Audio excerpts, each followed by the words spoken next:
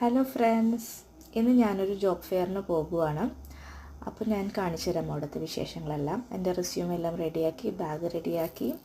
എനിക്ക് വർക്ക് ചെയ്യാൻ ഇഷ്ടമുള്ള കുറച്ച് കമ്പനീസിൻ്റെ ഞാനിപ്പോൾ ഫയലെടുത്ത് വെച്ചേക്കുന്നത് കേട്ടോ ഇത്. പിന്നെ ഞാൻ ആസ് യൂഷ്വൽ പ്രാർത്ഥിച്ചു, നല്ലോണം പ്രാർത്ഥിക്കണം ഈശോനോട്.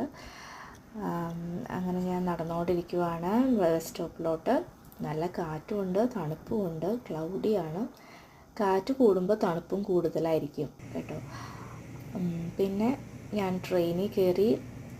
അതാണ് LRT, അപ്പുറത്ത് കാണുന്ന ബസ് സ്റ്റാൻഡ്, നമ്മുടെ നാട്ടിലെ ബസ് സ്റ്റാൻഡ്. അങ്ങനെ ട്രെയിനിൽ കയറി പോയിക്കൊണ്ടിരിക്കുക. ട്രെയിനിൽ പോകുന്നത് എനിക്ക് ഭയങ്കര ഇഷ്ടമാണ്. കാരണം അതിങ്ങനെ സ്മൂത്തായിട്ട് ഇങ്ങനെ എന്താ പറയുക, ഇങ്ങനെ പറന്ന് പോണത് പോലെ തന്നെയാണ് ട്രെയിനിൽ പോകുന്നത്. യാതൊരു ഡിസ്റ്റർബൻസോ ഒന്നുമില്ല.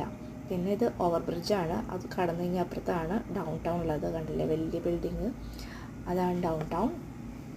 നമുക്ക് അവിടെയാണ് ഇൻ്റർവ്യൂ ഉള്ളത്. അങ്ങനെ കൺവെൻഷൻ സെൻറ്ററിലെത്തി. അവിടെ ചെന്നപ്പോൾ വലിയൊരു ജനക്കൂട്ടം തന്നെ ഉണ്ടായിരുന്നു. എഡ്മണ്ടം മൊത്തം അവിടെ ഉണ്ടെന്ന് തോന്നി എനിക്ക്.